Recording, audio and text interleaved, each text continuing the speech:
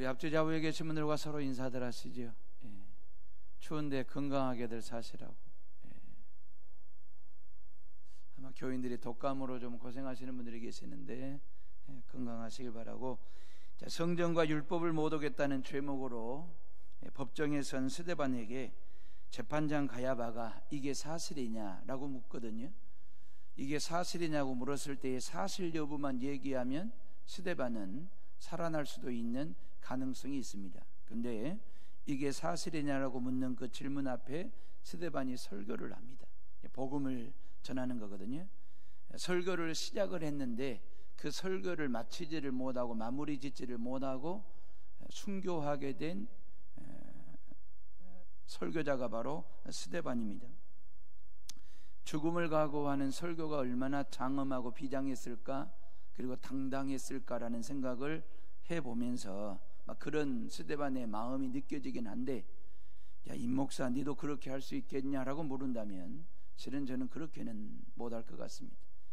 목숨을 먼저 구하지 복음 전하는 일을 잠깐 멈추고 말입니다.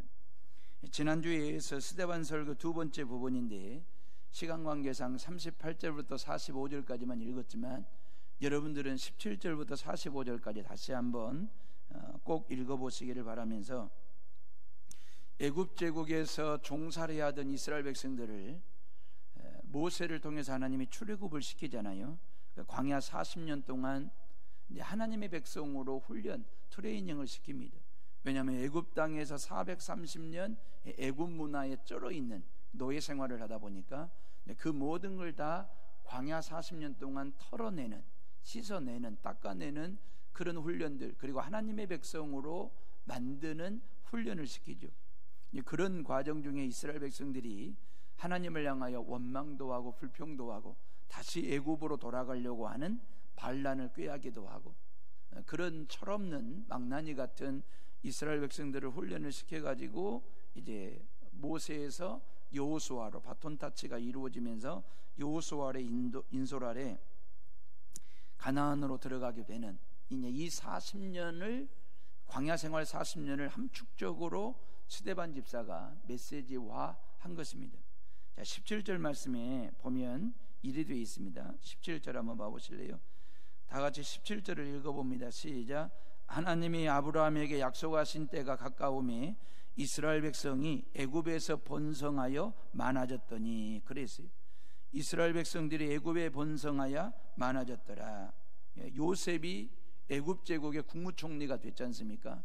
그러면서 아버지 야곱의 가족들 70명이 집단 이주를 하죠. 왜냐하면 막내 11번째 아들 요셉이 국무총리가 되어 있는 애굽 땅으로 집단 이주를 해가지고 이집트에 있는 람세스라고 하는 땅에 70명의 가족들이 집단 이주를 해가지고 살아온 세월이 430년 그 얘기거든요.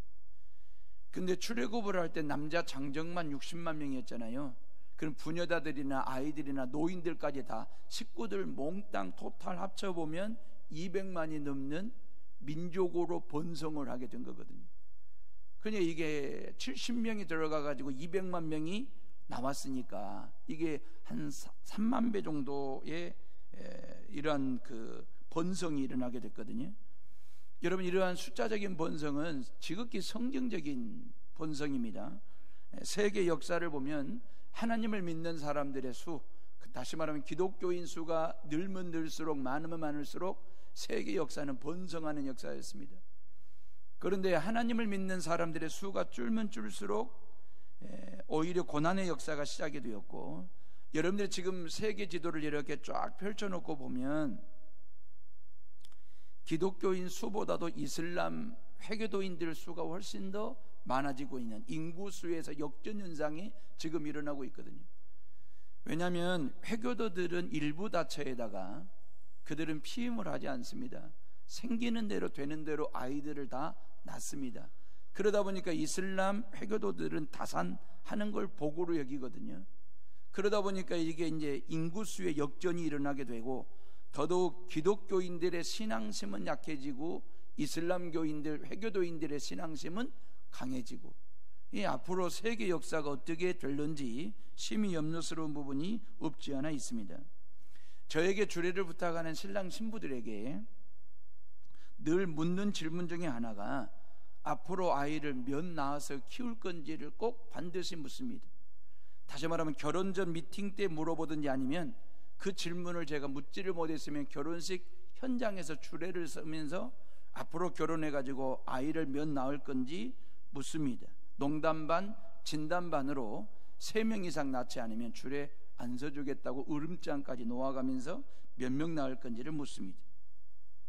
한 남자와 한 여자가 만나가지고 아이 하나를 낳으면 마이너스가 되는 거고 둘을 낳으면 속된 표현이지만 또이또이가 되는 거잖아요.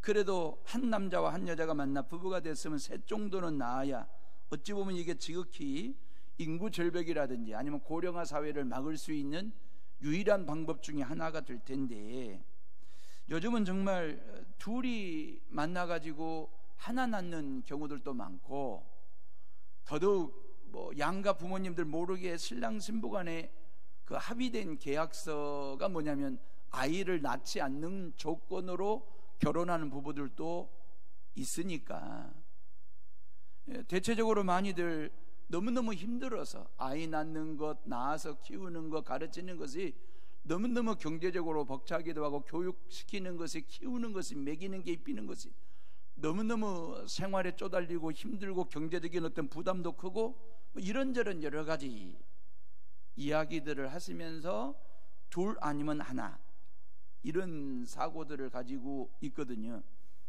근데 이스라엘 백성들을 봐보세요. 애굽 땅에서 노예 생활 중에 3만 배가 넘는 번성이 있었습니다. 노예 생활은 글자 그대로 힘들기 짝이 없는 벅차기, 그리고 모든 재산 자체가 본인의 소유가 아닙니다.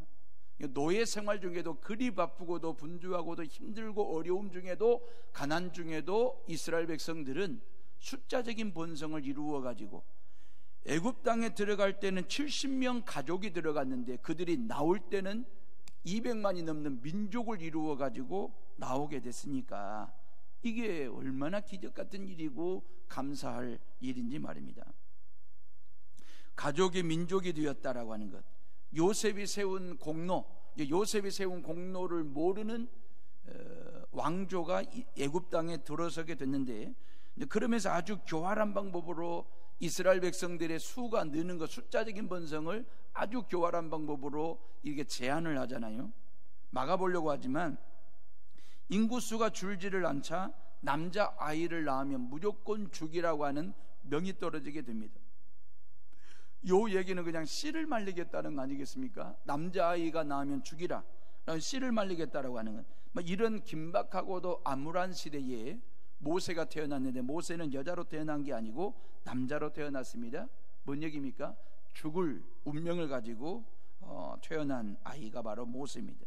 그런데 하나님의 은혜로 21절 말씀에 보니까 애굽 제국의 바로 왕의 딸이 나일강변에 목욕하러 왔다가 갈대 상자에 담겨져 가지고 나일강변에 이렇게 띄워 내려오는 그 아이를 발견하게 됐고, 그 아이를 건져 올려 가지고 애굽 제국의 왕자로 키우는 기적 같은 일이 일어나게 됩니다. 그래서 물에서 건져냈다 해가지고 이름을 모세라고 바로 왕의 공주가 지어준 이름이 모세가 되는 건데, 모세는 말입니다, 왕위를 이어받을 계승자 1순위로 이제 애굽의 학문과 모든 지혜를 배우는 그런 사람이 되었습니다. 그러다가 나이 40세에 자기 민족, 이스라엘 민족의 노예 생활 중에 있는 사실을 알고 이제 그들에 대한 연민의 정을 느끼게 되는 거죠. 그들의 삶에 대한 안타까움을 느끼면서 동포애를 느끼게 되는 것입니다. 자, 그러면 이런 애굽의 왕자로 40년 세월 살아가는 그 애굽의 모든 학문과 지혜를 배우는 그 모세에게 어찌 이렇게 이스라엘 민족 의식이 심겨졌고, 그리고 하나님을 향한 신앙심이 심겨졌길래, 어찌 보면 모세가 왕자의 신분을 버리고 이스라엘 백성들을 향한 연민의 정을 느낀다라고 하는 것은 실은 고난의 길을 선택한 거잖아요. 그냥 애굽 사람으로 사는 것 자체가 어찌 보면 모세 개인적으로는 출세도 보장됐고 성공도 보장된 그런 왕위 계승자의 위치에 있는 그 모세가 그것을 버리고 이스라엘 민족 동포애를 느끼고 말입니다. 그리고 하나님을 향한 그 신앙심을 가지고 이 이스라엘 민족을 향한 구원 의식을 가지게 된 이유가 뭘까? 민족 의식을 가지게 된 그 이유가 뭘까라고 하는 것입니다. 모세의 어머니가 요게벳이죠. 근데 이 요게벳은 참 아이러니한 여인인데 친모이면서도 유모 역할을 합니다. 유모이면서도 친모입니다. 다시 말하면 아들을 낳았는데 죽여야만 돼요. 죽을 수밖에 없는 아이로 태어난 그 아이를 죽일 수가 없어서 갈대 상자에 넣어가지고 나일강변에 띄우죠. 나일강변에 띄우면서 하나님께 뭐라고 기도하겠습니까? 이 아이가 사느냐 죽느냐 하는 것은 절대적 하나님의 은혜의 손길에 있음을 알고 나일강변에 띄웠는데, 하나님께서 바로 공주에 의해서 이렇게 물에서 건짐받는 아이가 되었고, 그리고 애굽의 왕자로 자라게 되는 그런 놀라운 은혜. 그러면서 공주가 젖을 물릴 수가 없기 때문에 젖을 물릴 만한 유모를 찾았는데, 친모인 요게벳의 자원에서 자청해서 이 모세의 유모 역할을 하게 되는 것입니다. 그러니까 젖을 물리면서도 참 묘한 것은 친모인데 친모 티를 내지를 못하고 유모 역할을 하는 그 친모 말입니다. 이런 엄마와 아들의 관계 말입니다. 그러면서 요게벳이 이 모세를 젖발리고 먹이고 키우면서 이스라엘 민족의식을 심어줬고 하나님을 향한 신앙심을 심어주게 되었고, 그러면서 나이 40살에 히브리인들의 아픔을 대변하는 자리에 서려고 했지만 결국 동족들에게도 버림을 받습니다. 왜 그러겠습니까? 우리에게는 친일파하면 치가 떨리는 존재잖아요. 그러듯이 이스라엘 백성들 비록 노예 생활 중에 있지만 모세는 이스라엘 백성들이 볼 때 친애굽파거든요. 치가 떨리는 그런 존재가 자신들을 향한 지도자 위치에 서려고 할 때에 거절할 수밖에 없는 그런 상황 말입니다. 자, 그러다가 히브리인들을 괴롭히는 애굽 사람을 죽이게 되죠. 그러니까 왕이 계승 1순위인 모세가 도망을 칠 정도였다고 한다면 모세가 죽였던 그 애굽의 사람은 상당히 고위직에 있는 그런 사람이었을 거라는 생각을 상상을 해봅니다. 그러면서 이제 모세가 살인자가 되어가지고 어디로 도망을 치게 되냐면 미디안 광야로 도망을 치게 됐고, 그 미디안 광야에서 40년 동안 나이 80이 될 때까지 미디안 광야에서 목축업을 하는 목동 생활을 하게 됩니다. 성경 히브리서를 보면 말입니다, 이러한 모세의 결단은 단순히 살인죄 때문에 도망쳤다기보다는 공주의 아들로 사는 걸 포기하고 하나님의 자녀로 사는 것을 선택했다라고 히브리서 기자는 그렇게 설명을 하거든요. 자, 30절에 있는 말씀에 보면 이리 되어 있습니다. 30절에 40년이 참에 그랬어요. 천사가 시내산 광야 가시나무 떨기 불꽃 가운데서 그에게 보이거늘 그랬어요. 그러니까 나이 80에 하나님께서 호레산 떨기나무 불꽃 가운데 임하셔서 모세를 이스라엘 민족의 지도자로 세우시고 다시 애굽 땅으로 들여보내십니다. 하나님이 하시는 일은 참 신묘막측하다니까요. 이스라엘 백성들에게 버림받고 외면당한 그 모세가 40년 후에 이스라엘 민족의 지도자, 내 백성을 해방시키고 구원시키라고 하시는 하나님이 주신 사명을 가지고 다시 애굽 땅으로 들어가는 모세의 모습입니다. 그러면서 호렙산 떨기나무 불꽃으로 임하신 하나님은 모세에게 사명의 심지를 붙여주세요. 그 사명의 심지에 사명의 불이 큰 불로 붙게 되었고, 그러면서 사명을 가지고 다시 애굽 땅으로 들어가는 그 모세 말입니다. 사랑하는 헤어룸의 식구들이여, 사명에는 보너스가 있습니다. 하나님은 사명만 주시는 분이 아니라 그 사명을 감당할 만한 보너스를 주십니다. 그 보너스가 무엇인지, 내 백성을 애굽으로부터 해방시키라, 구원시키라고 하시는 하나님의 사명이 주어졌을 때에 모세는 5번에 걸쳐서 거절하거든요. 하나님이 사명 주실 때에 애굽으로 다시 들어가서 네 백성이 아니라 내 백성, 하나님의 백성을 구원 해방시키라고 하시는 하나님의 사명이 주어졌을 때에 모세는 5번에 걸쳐서 거절하면서 마지막에 보낼 만한 사람을 좀 보내십시오. 그럴 때에 하나님께서 노를 바라십니다. 화를 내십니다. 하나님께서 이 일을 맡기실 때 거절하는 것은 겸손입니까? 교만입니까? 하나님께서 이 일을 맡길 때, 여러분들의 일상적인 삶 가운데서 하나님께서 여러분들을 그 현장과 그 일에 대하여 사명자로 그 일을 맡기실 때에 거절하는 것은 교만입니까? 겸손입니까? 실은 교만이거든요.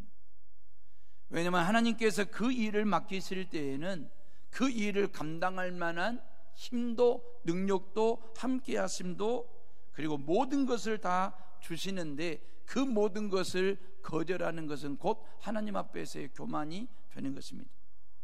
사랑하는 헤어룸의 식구들이여, 하나님께서 사명을 주실 때에 어떤 보너스를 주시는지 아십니까? 먼저 꿈을 보너스로 주십니다. 하나님은 사람을 쓰시는 게 아니라 꿈을 쓰시는 분이십니다. 다시 말하면 하나님께서 우리에게 사명을 주실 때에 우리로 하여금 꿈을 꾸게 하십니다. 비전을 가지게 하십니다. 하나님께서 그 꿈을 쓰시는데 결국 꿈꾸는 자를 쓰시니까 사명자를 쓰는 결과가 되지만, 하나님께서 우리에게 무턱대고 일 맡기시거나 사명을 주시는 분이 아니십니다. 그 사명을 감당할 수 있도록 먼저 우리에게 하나님 당신의 꿈을 주십니다. 하나님께서 모세를 너는 다시 애굽 땅으로 들어간 내 백성을 구원하라, 해방시키라고 하시는 그 사명을 주실 때에 모세로 하여금 꿈을 꾸게 하셨습니다. 아브라함에게 믿음의 조상이 되라고 하는 사명을 주실 때에 하나님께서 그에게 꿈을 꾸게 하시는데 하늘의 별과 같이 땅의 모래알과 같은 너의 영적인 민족이 이루한 번성의 역사가 일어나게 될 거라고 하는 꿈을 꾸게 하셨거든요. 하나님께서 바울을 부르실 때에 이방인 선교의 그릇으로 선교사로 하나님이 사명을 허락하실 때에 이방인들이 주님 앞에 돌아오는 꿈을 꾸게 하셨습니다. 빌립보서 2장 13절 말씀을 여러분들 마음에 명심하시기를 바라고요. 빌립보서 2장 13절에 너희 안에 행하시는 이는 하나님이시니 자기의 기쁘신 뜻을 위하여 소원을 두고 행하시나니. 그래서 우리 안에 하나님의 꿈을 꾸게 하신다.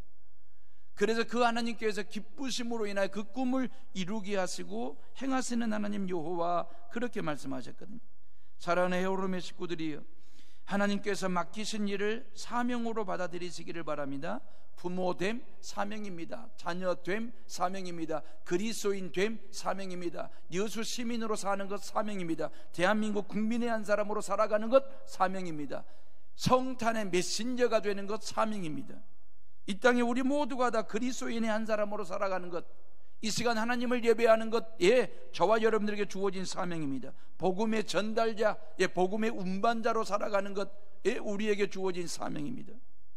사명자에게 하나님께서 반드시 보너스로 주시는 게 꿈이라고 말씀했잖아요. 부모됨이 사명이라고 한다면 건강한 그리고 정말 좋은 부모가 되는 것은 우리가 꾸어야 될 꿈이 되는 것입니다. 자녀의 꿈을 꾸십시오. 그리스도인이 마땅히 꿈꾸어야 할 꿈이 있습니다. 우리가 그리스도인 되면 사명입니다. 그러면 정말 제대로 된 그리스도인으로서의 삶을 살아가는 것은 우리가 꾸어야 할 꿈 중에 하나가 되는 것입니다. 성탄의 평화와 기쁨이 온 땅을 뒤덮고도 남는 꿈을 꾸십시오. 평화의 왕으로 오신 예수 그리스도께서 한반도를 평화로 통치하시고 다스리실 것임을 꿈꾸시기를 주님의 이름으로 축원합니다. 우리 안에 꿈을 주시고 그 꿈을 이루시는 이는 하나님이심을 믿으시기를 바라고요. 하나님은 당신의 기쁘신 뜻을 위하여 우리 마음속에 소원을 두고 이루신다라고 하신 약속의 말씀을 꿈 삼으시기를 주님의 이름으로 부탁을 드립니다. 자, 하나님께서 사명을 주실 때에는 꿈을 주신다라고 말씀하셨고, 또 하나는 사람을 붙여주십니다. 파트너를 주시고 파트너십을 가지고 그 꿈을 이루게 하신다라고 하는 거죠. 내 백성을 구원하라고 하는 사명을 주실 때에는, 주실 때에 모세가 그랬잖아요. 하나님, 나는 입이 둔하야. 입이 뻣뻣해서 말재주가 없습니다. 그렇게 거절했을 때에 하나님께서 그에게 제담꾼, 말꾼 아론을 모세의 파트너로 붙여주셨습니다. 이왕 아론 이야기가 나왔으니까 또 한 사람이 궁금하잖아요. 훌 말입니다. 이 모세와 아론과 훌은 삼총사 같은 사람이잖아요. 아론은 모세의 형이고 훌은 모세의 매형입니다. 이 세 사람이 삼총사 의식을 가지고 출애굽을 하는 데 있어서 아주 중요한 결정적인 역할들을 일을 했거든요. 그런데 우리가 이렇게 성경을 보면 모세 곁에는 늘 말 제담꾼 아론이 늘 같이 동행을 했는데 훌은 성경에 등장하지 않습니다. 더 이상 언제부터 훌 이야기가 성경에서 사라지냐면 금송아지 사건 있지요. 모세가 시내산에 올라가 십계명을 받으러 올라갔을 때에 산 밑에서는 아론을 중심으로 해서 금들을 모아가지고 이 금송아지를 주물로 만들어가지고 금송아지를 하나님처럼 숭배하는 우상 숭배가 시내산 밑에서 이루어지고 있었잖아요. 그 사건 이후로 훌이 성경에 더 이상 등장하지 않습니다. 이유가 뭘까? 너무너무 궁금한 거예요. 근데 성경에는 더 이상 뭔 얘기가 없으니까 도대체 아론과 모세는 팀웍을 이루고 쭉 가는데 왜 삼총사였던 훌이 사라져버렸을까? 성경에는 없는데 미드라스라고 하는 게 있습니다. 이 미드라스라고 하는 것은 뭐냐면 예수님 당시에 회당에 말입니다, 성경학자들이 성경, 구약 성경을 좀 더 실용적이고도 복음적으로 해석해 놓은 책, 해설집이라고 할까요? 아니면 설교집이라고 할까요?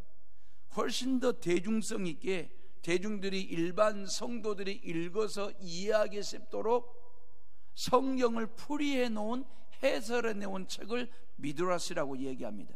그 미드라스의 훌에 대한 이야기가 나옵니다. 우리 성경 정경에는 없는데 이 미드라스에는 말입니다. 그러니까 시내산 밑에서 금송아지를 우상을 만들려고 했을 때에 이 훌이 말입니다, 적극적으로 반대를 합니다. 적극적으로 반대했을 때에 금송아지를 만들던 사람이, 제조하던 사람이 그 훌을 돌로 쳐서 죽입니다. 그러니까 우상 숭배를 반대했다가 피 흘려 순교한 사람이 바로 훌입니다. 그러니까 하나님은 모세에게 말입니다, 파트너로 아론 같은 말 잘하는 제담꾼 아론을 파트너로 붙여줘도 좋지만 이런 훌륭한, 훌 같은 훌륭한 신앙인, 훌처럼 훌륭한 이러한 순교자를 하나님께서 모세 곁에 두실 정도로 파트너로 말입니다. 하나님은 우리를 사명자로 세우실 때에 꿈만 꾸게 하시는 분이 아니라 그 꿈을 이룰 수 있도록 같이 팀워크를 이루어 파트너십을 가지고 일할 만한 친구 같은 파트너를 우리에게 붙여주시고 협력하게 하신다라고 하는 것입니다. 누가복음 6장 12절에 보면 예수님께서 제자들을 선택하실 때에 밤이 새도록, 그 말이에요. 13절에 보면 아침 해가 떠오르도록 예수님께서 그렇게 기도하셨다라고 되어 있거든요. 그래가지고 예수님께서 밤새껏 기도하셔가지고 12제자를 선택을 했는데 그 12제자들의 면면을 보면 말입니다, 세상적으로 내놓을 만한, 자랑할 만한 인물은 한 사람이 없습니다. 베드로는 예수를 모른다라고 3번씩이나 부인하면서 저주까지 했지. 예수님이 볼 때 가장 믿음직스러운 사람이 가룟 유다였거든요. 그래서 그 가룟 유다에게 헌금 관리를 했는데 결국 그 가룟 유다는 은 30에 예수님을 팔아먹는 배신자가 되었거든요. 야고보와 요한 형제는요, 누가 더 높은 자리에 오를 건지를 놓고 옥신각신 다투지를 않나. 도마 같은 제자는 늘 의심만 하고 있지를 않나. 그 12제자들의 면면을 살펴볼 때에 자랑할 만한, 세상적으로 내놓을 만한 인물이 없습니다. 그러면 예수님께서 밤새껏 날이 새도록 기도한 것은 헛기도였을까요? 아니면 예수님께서 12제자들을 선택하는 그 예수님이 사람 보는 안목이 틀린 것일까요? 잘못된 것일까요? 예수님은 이런 제자들이나 우리들을 보고 친구라고까지 말씀하셨거든요. 파트너 말입니다. 요한복음 15장 14절에 보면 너희는 내가 명하는 대로 행하면 곧 나의 친구라 그랬어요. 예수님의 친구래요. 파트너라는 거요. 친구나 파트너는 말입니다, 침실 은밀한 곳까지 들어갈 수 있는 관계를 친구라고 말하고 파트너라고 이야기를 하는 것입니다. 은밀한 일을 솔직하게 나눌 수 있고 그 일을 같은 마음으로 할 수 있는 사람을 친구, 파트너라고 이야기를 하는 거거든요. 그래서 예수님께서 우리 같은 사람을 친구로 여기시고 파트너로 여기시는 그 너그러우신 하나님 앞에 우리는 이런저런 기도 얼마든지 할 수 있다고요. 이런 기도가 뭐냐면 시편 73편에 보면 교만함을 목걸이로 삼고 하나님의 존재를 부인하는 악한 사람들이 하나님을 믿는 사람들보다 훨씬 더 잘되고 더 건강하고 더 출세하고 더 잘 먹고 더 잘 살고 하는 것을 그냥 내버려 두시는 하나님께 우리는 투정 부리듯이, 왜 하나님이 직무유기하십니까? 왜 하나님의 존재를 부인하는 그런 악한 사람들이 우리보다 더 잘 살고 더 잘 먹고 더 건강하고 더 출세하게 내버려 두십니까? 라고 그 하나님을 향해 투정 부리듯이 그런 기도까지도 우리가 하나님 앞에 드릴 수 있는 이유는 뭘까요? 하나님께서 그냥 싹 쓸어버리시지, 속 시원하게 말이에요. 이런 기도를 드릴 수 있는 이유는 하나님께서 우리를 친구 삼아주시기 때문에, 하나님께서 우리를 파트너로 삼아주시기 때문에, 그런 하나님 앞에서 우리는 이런 건방진 기도도 하나님 앞에 드릴 수 있고 건방진 행실까지도 하나님은 봐주시는 하나님. 답답하다고 힘들다고 복장 터진다고 하나님 앞에 투정 부리듯이 그렇게 하나님 앞에 띵깡 부리는 신앙생활도, 그런 기도에 대해서도 하나님께서 다 받아주시고 다 들어주시는 이유는 뭘까요? 우리를 친구 삼으셨기 때문에, 우리에게 당신의 일을 맡기시면서 우리를 파트너로 삼아주셨기 때문에. 우리같이 흠 많고 흉 많고 부족하고 변덕스러운 사람도 여수에 없을 텐데, 그런 우리를 친구로 파트너로 삼아주시고 당신의 일을 맡겨주신 그 하나님의 은혜 때문에 제가 목사 일을 하는 거고, 장로로 권사로 교회와 성도들을 섬길 수 있는 것이고, 교회 학교 교사나 구역 리더로 헌신할 수 있는 겁니다. 그렇게 기도 많이 하고 뽑은 제자들의 면면을 보면 엉망이고 엉터리잖아요. 예수님을 모른다라고 부인하지를 않나, 팔아먹지를 않나, 싫다고 도망을 치지를 않나, 이런 제자들만 보면 예수님의 기도와 선택은 틀린 것 같이 보이잖아요. 예수님의 파트너 복음 사역자는 아닌 듯해 보였는데, 그들이 마가의 다락방에서 성령 임재를 충만하게 체험하고 난 후 그들은 변했습니다. 뒤집어지고 바뀌었습니다. 사마리아를 불로 태워버리자라고 막말을 했던 사도 요한 기억나십니까? 사마리아 사람들을 바비큐 하자는 거예요. 그런 막말을 했던 사도 요한이 사랑의 사도가 됩니다. 그리고 요한계시록을 쓰게 되고 요한 1, 2, 3서를 기록하는 사랑의 사도로 바뀌지 않습니까? 예수님을 저주하고 부인했던 베드로는 십자가를 거꾸로 짐으로 십자가의 길을 가지 않습니까? 11명의 사도가 예수님의 기도처럼, 예수님이 기대한 것처럼, 기다림처럼, 기적처럼 아름답게 변화가 일어나지 않습니까? 예수님의 파트너가 되었습니다. 복음 전하는 사역자가 되었습니다. 그렇다면 지금도 예수님의 기도가 헛기도이고 선택이 틀렸다라고 생각하십니까? 아닙니다. 다 맞았습니다. 다 옳았습니다. 예수님은 기도하셨고 기대하셨고 기다리셨고 기적을 일으키셨습니다. 변화될 때까지, 예수님의 진정한 제자가 될 때까지. 왜? 이게 바로 파트너십이니까. 파트너는 뭡니까? 친구는 뭡니까? 마지막까지 끝까지 신뢰하는 것입니다. 믿어주는 것입니다. 그게 파트너입니다. 다만 예수님의 기도와 다르게 끝까지 간 사람이 있죠. 그가 바로 가룟 유다입니다.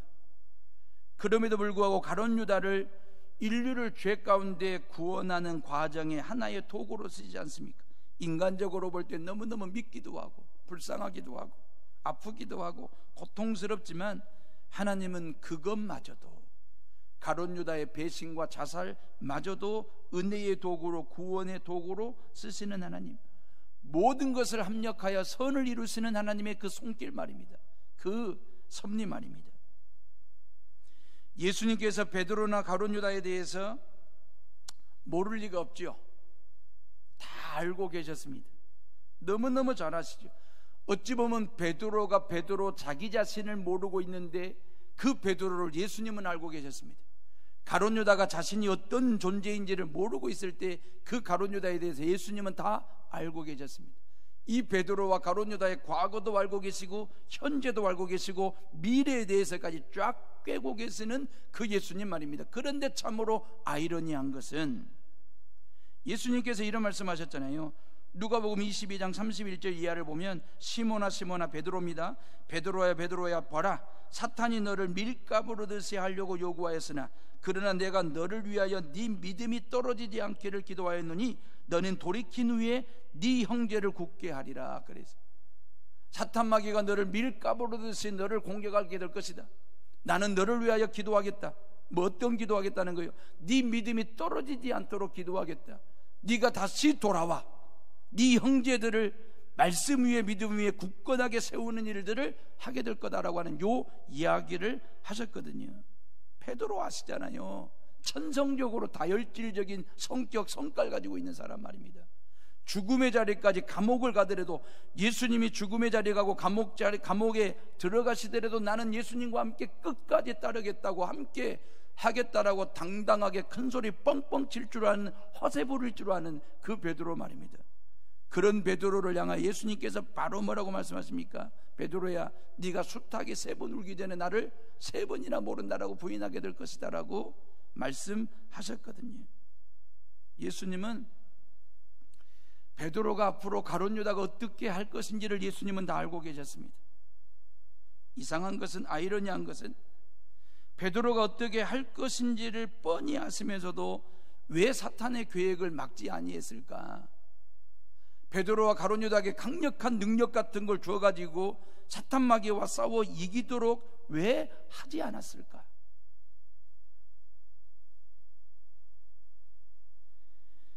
예수님께서는 베드로와 가룟 유다를 위해서 딱 한 가지만 하겠다는 거예요. 너희들의 믿음이 떨어지지 않도록 내가 기도만 하겠다라고 하는 것입니다. 이 베드로와 가룟 유다를 통해, 가룟 유다를 위해서 예수님이 하실 일들이 너무너무 많지 않습니까? 예수님 입장에서는 비상 걸린 거잖아요. 머지않아 사탄 마귀의 유혹을 받고 공격을 받을 텐데 이 사탄 마귀 유혹과 공격으로부터 가룟 유다와 베드로를 지켜야 할, 하셔야 될 일들이 너무너무 많은데 모든 일들은 다 내려놓고 오로지 너희들의 믿음이 떨어지지 않도록 내가 기도만 한다, 그리 말씀하셨거든요. 하실 일이 많은데 답답할 정도로 베드로와 가룟 유다를 위해서 기도하신다라고 하는 말씀만 하셨거든요. 왜 그랬을까? 베드로와 가룟 유다를 친구처럼 파트너로 삼고 3년 공생애를 같이 보냈기 때문에 그들을 향한 변함없는 신뢰를 보내시면서 기도만 하시는 거예요. 왜요? 파트너이니까. 가룟 유다와 베드로는 영적 전쟁터에 섰습니다. 두 사람 모두가 다 사탄 마귀의 공격을 받습니다. 베드로는 어떤 공격을 받았냐면 예수를 모른다라고 부인하고 저주하라고 하는 공격을 받습니다.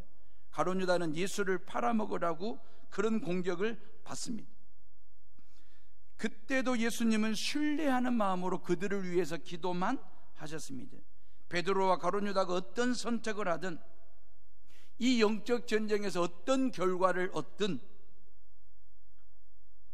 책임은 각자에게 있음을 각인시키면서 기도만 하셨습니다. 창조주 하나님께서 에덴 동산의 아담과 하와에게 선악과를 따먹을 거냐 말 거냐에 대한 자유의지를 주셨던 것처럼 인간에게 예수님도 베드로와 가룟 유다에게 주어진 자유의지마저 깔아뭉갤 생각이 전혀 예수님에게는 없어졌습니다. 왜냐하면 복음의 사역자로 예수님 당신의 파트너로 세워주신 것만큼 예수님은 그들을 끝까지 신뢰하고 싶었습니다. 어떤 기적이나 능력을 통해서 그들에게 주어진 상황을 되돌리고 싶지 않았고, 왜냐하면 사역의 파트너라고 하는 것은 끝까지 그 사람을 신뢰하는 것이기 때문에 끝까지 신뢰하면서 꿈을 꾸고 그 꿈을 이루어 나아가는 사이가 파트너이고 친구이기 때문에, 그래서 예수님은 베드로와 가룟 유다의 배신과 자살마저 세상의 은혜를 베푸시는 하나님의 거룩한 사역에 편입되기를 기도하신 것입니다. 그리고 그 기도대로 되었고요, 믿음대로 되었고요. 사랑하는 여호름의 식구들이요, 최고의 파트너는 예수 그리스도이십니다. 예수님께서 부족한 저의 파트너가 되어 주셔서 올 한 해도 큰 실수 없이 목회할 수 있게 하셨고 점진적이고도 꾸준한 부흥을 맛보게 하셨습니다.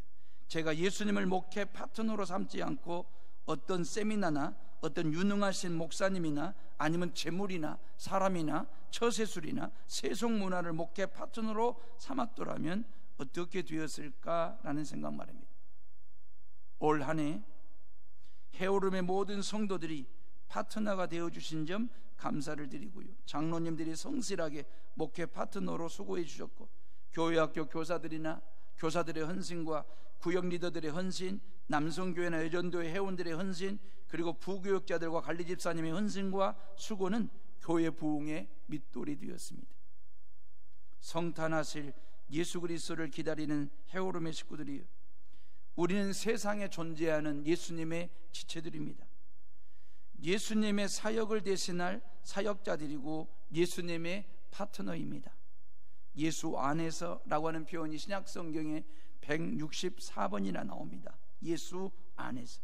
고로 예수 안에 있는 내가, 내 안에 있는 예수, 예수 안에 있는 내가 기도하는 것이 곧 예수님의 기도이고, 내가 하는 일이 곧 예수님이 하시는 일이고, 내가 웃으면 예수님이 웃는 것이고, 내가 울면 예수님이 우는 것이고, 내가 춤을 추면 예수님 나와 함께 덩달아 춤을 추는 일이 되는 것입니다. 그것이 바로 예수님과 나와의 파트너십입니다.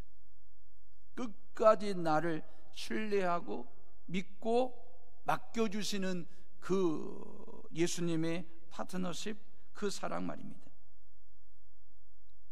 하나님은 아브라함을 믿음의 조상 되라는 꿈을 주시면서 당신의 파트너로 삼으셨고, 모세로 하여금 내 백성을 구원하라고 하는 꿈을 주시면서 하나님의 파트너로 삼으셨고, 사도 바울에게는 이방인 선교의 그릇 선교사 되라고 하는 꿈을 주시면서 성령님의 파트너로 삼아주셨고, 우리에게는 이 땅에 하나님의 나라를 세우고 성탄의 메신저가 되는 꿈을 꾸게 하시면서 예수님의 파트너로 삼아주셨습니다.